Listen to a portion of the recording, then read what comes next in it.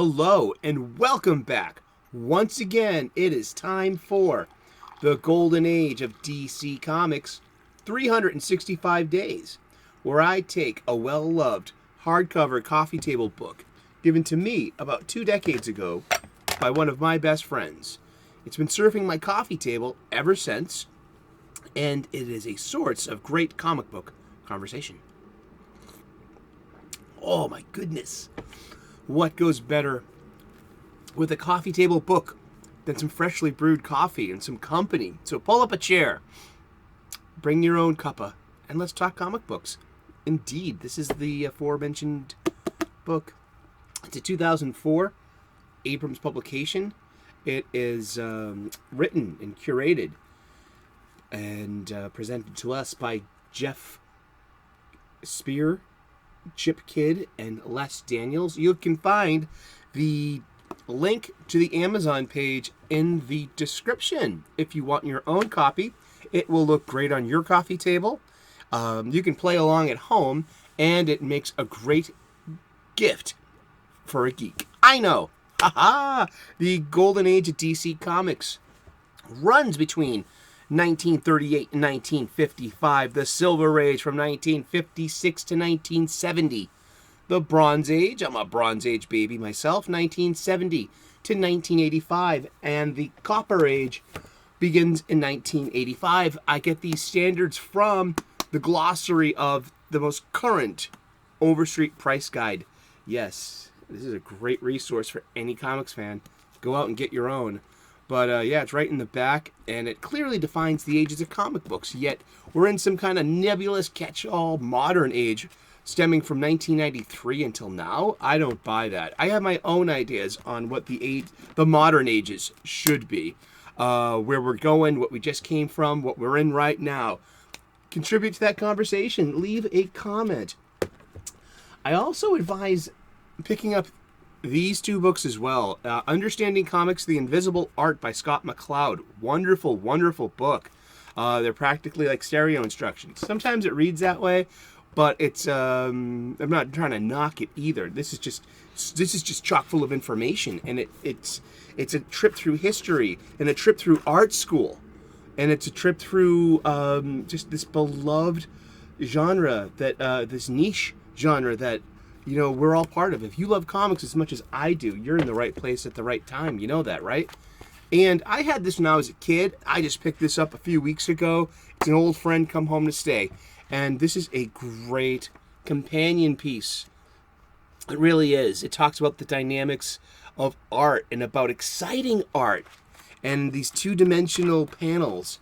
And your mind literally fills, your brain fills in the details of the action, and it's great. It's so much different than a motion picture, than a movie, so but let's get to it. I also do something called the escapism caveat. You can find it in the videos at the end. It's a playlist. It's one video in the playlist, but you can find that at the end of the show, where I balance, or try to balance, the needs, the very weighty, neediness of activism and advocacy and agenda and message, and what you should be caring about today, serve to you in a familiar wrapping of our escapism, where we're looking to go to escape this world's problems just for a few minutes. Do you see the incongruency there? I do.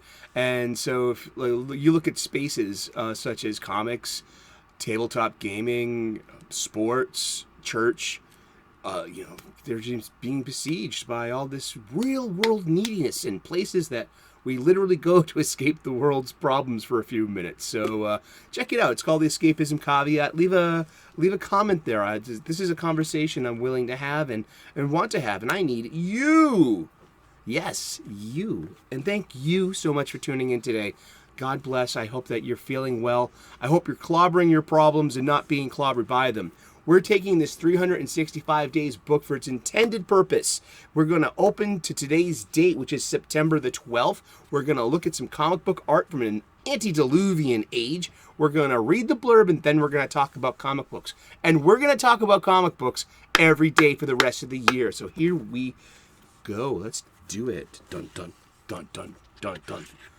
Freddie Mercury style. Let's do it. Love Queen. And all condolences to anyone in the UK, any of our UK viewers, or in the Commonwealth, New Zealand, Australia, Canada, and any of the remaining, parts of the British, of the UK. God bless. The Queen is dead. God bless the King. Wow. Way to go. 70 years. Damn. That's impressive. And thank you so much for tuning in. It's September the 12th, and we're going to look at some pretty undynamic art. Okay, this is like a gigantic bat. He moves up the sheer face of the building. Look at that cape. Who could that be? The answer is simple, you see. It's the iconic Batman. Look at that. You get the moon behind him. We've got all these modern buildings. Remember, this is the 1930s. Things weren't quite as urbanized yet. And a lot of places perhaps small towns didn't look like that with tall buildings. And that's not a single bound. That's step by step. That's his buddy, Superman. All right, this is story by Gardner Fox, art by Bob Kane himself. This is from Detective Comics number 29, July of 1939. This is literally 3 issues into the Batman's career. One of the most thrilling aspects of Batman's earliest adventures was his propensity for scaling skyscrapers. The modern city, with its incredibly tall buildings, was intimidating to many observers, but Batman conquered the heights with ease, making the world of rooftops his playground. Contemporary readers may have been subconsciously responding to the suggestion that they, too, could overcome obstacles and rise to the heights. Indeed. We'll look at this one more time. I don't think that's very dynamic art at all. I just think this is quite boring. I mean, unless that's an Art Deco kind of style building. I mean, it's kind of weirdly designed. See, it's a little off-putting to the eye, because, where's the vanishing point? Where are all the rays coming from? The rays meaning lines. Shouldn't all the lines should be parallel and congruent, right? I mean, and the Earth isn't bowing that much on a local sphere, but it is a DC Earth. No, I'm just getting over technical, but there's just something off about this drawing, such as, there's no line, literally as a grappling line. I mean, is he using like crampons and a pipe, and an axe or something, or, I got friends who scale rock walls. I know what a crampon is. You have ropes and stuff, but I do like, the moon behind the stylized swoop of the cape. And that cape, that's iconic. This is so early on, and just nailing the iconic look of it, look of Batman. That's pretty impressive too. But this is seriously not my most favorite drawing in the world. It just looks a little off. There's something about the perspective that's not sitting. I don't know what it is. And yeah, and it's going to be a quick one today. Thank you so much for tuning in. It's September the 12th. It's getting colder. The nights are getting the nights are getting longer. Welcome. Fall will be here any minute now, and winter is coming. That's a Game of Thrones reference. There's actually a comic book I want to hunt down. I remember seeing them on the shelves when I was a kid, and a teenager, and I think it was the late 80s, early 90s, and I was in high school. I remember seeing an independent or weird looking fantasy. I was not into fantasy knights and stuff, but it was called The Hedge Knight, and it was written by someone named George R.R. Martin.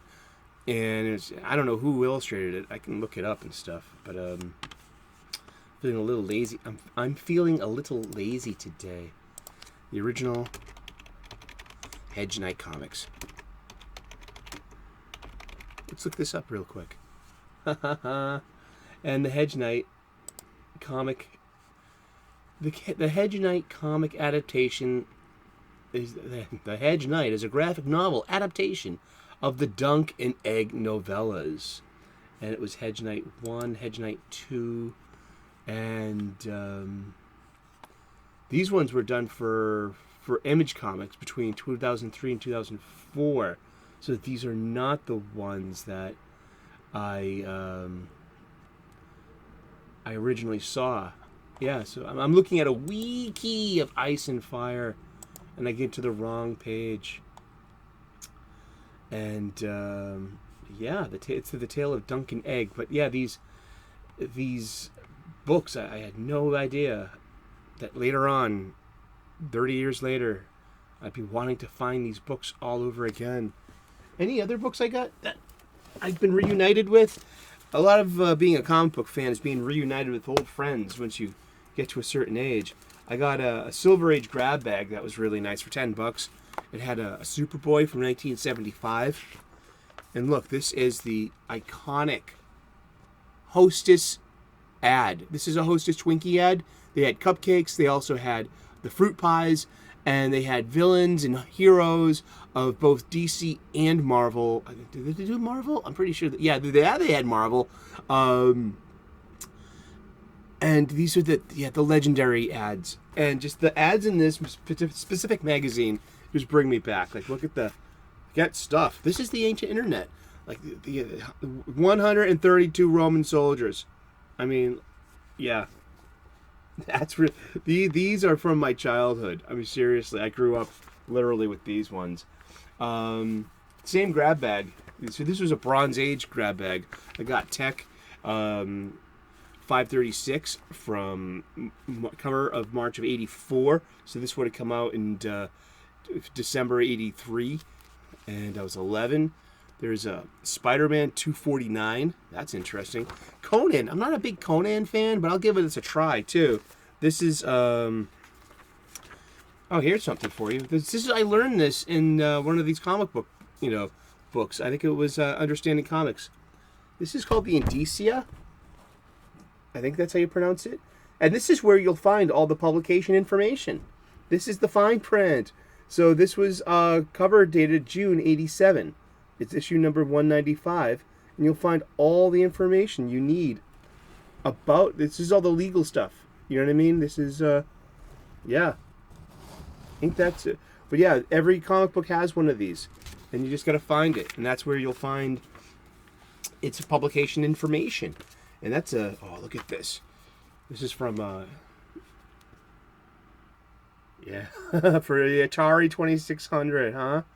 Man, this is like right before the show came out too. I got these three. I'm really happy about these three, and I'll wrap it up here. If you know, in previous episodes, you know, this was the summer of 1981. This Olympia 10-speed bike contest. So I'm trying to get as many Marvel comics from that era as possible, and I found two more, and they were X-Men. So these are Chris Claremont. Are these John Burns? I'm pretty sure these are John Burns. Let's look. Yeah.